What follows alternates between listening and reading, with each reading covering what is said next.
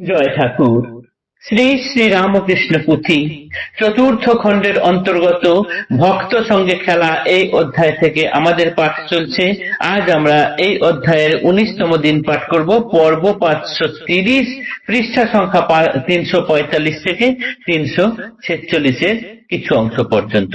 এর আগের দিন দেখেছি আমরা নন্দন বাগানের বিশাল বড় লোক কাশীশ্বর মিত্রের বাড়িতে ব্রাহ্মদের নিমন্ত্রণে ঠাকুর গিয়েছিলেন বটে, কিন্তু অন্য সকলের সমাদর করে খাওয়া দাওয়া হয়ে গেলেও ঠাকুরের দিকে কেউ এতটুকু নজর দিচ্ছেন না, অথচ চলে এলে গৃহস্থের অকল্যাণ হবে।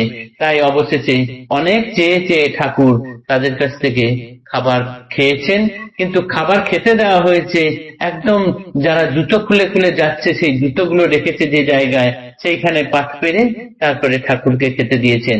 দু এক টুকরো লুচি মুখে পুড়েছেন, আর তারপরেই তিনি যেন পরম তৃপ্তি লাভ করেছেন খেয়ে, এরকম করে সেখান থেকে চলে এলেন।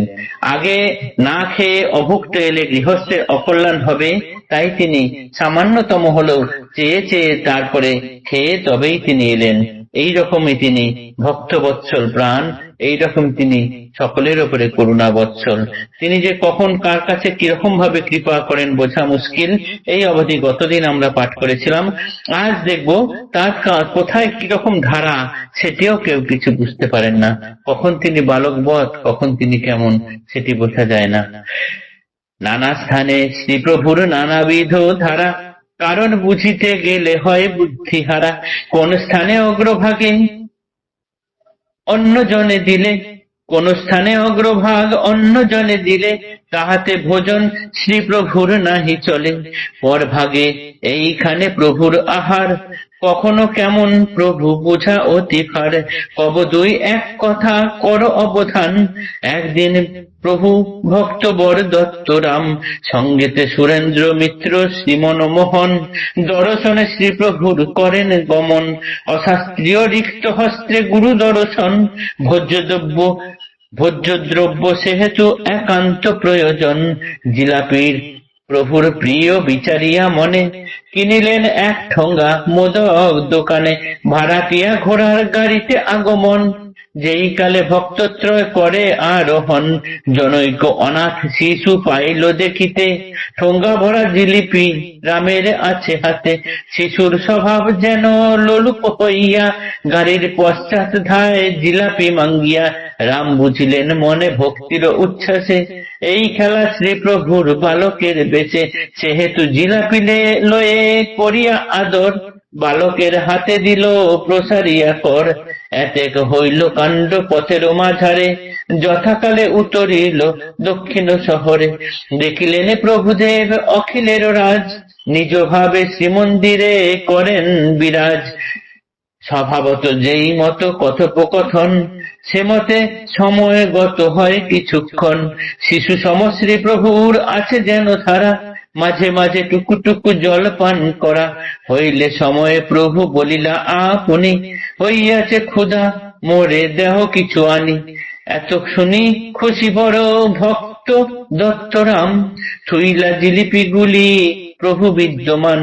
কিবা বুঝি কিবা ভাব হইল প্রভুর, বাম হাতে জিলেপি ভাঙ্গিয়া কইলা চুর। ভোজন দূরের কথা লইল না বাস, শ্রীঅঙ্গে কিঞ্চিত ভাব আবেশেরও আভাস। পাখালি দক্ষিণে তর কর পরমেশ, শ্যামার মন্দিরে গিয়া করিল প্রবেশ। ঝটিতি আইলা প্রভু আপন মন্দিরে, কিভাবে থাকেন প্রভু কে বুঝিতে পারে। রামের অন্তরে দুঃখ না যায় বর্ণন, শ্রীপ্রভুর হইল না জিলাপি ভোজন। কেন কথা নাহি আর প্রভুর বদনে, কোন কথা নাহি আর প্রভুর বদনে। স্বধামে আইলা রাম ফিরিয়া সেদিনে, দহিছে হৃদয় খেদে নিরানন্দ অতি। প্রবল আহুতি স্মৃতি দেয় দিবারাতি, পর দর্শনে যাবে দক্ষিণ শহরে। অধিক না হয় দেরি 4 দিন পরে, নিজ মনে প্রভুদেব লাগিলা কহিতে, অগ্রভাগ দিলে অন্নে না পারি খাইতে। কখন যে কিভাবে থাকেন ঠাকুর, সেটি বোঝা বড়ই মুশকিল। তিনি তার জন্য আনা খাবার বা তাকে খাবার দেওয়ার সময়ে অন্য কাউকে আগে দিলে পরে তারপর তিনি আর খেতে পারতেন না। এইটুকু আমরা এর আগেও বিভিন্ন ঘটনায় দেখেছি। এখন একদিন সুরেন মিত্র, মনমোহন, রামদত্ত এই তিনজন ঠাকুরের সঙ্গে দেখা করতে আসছেন।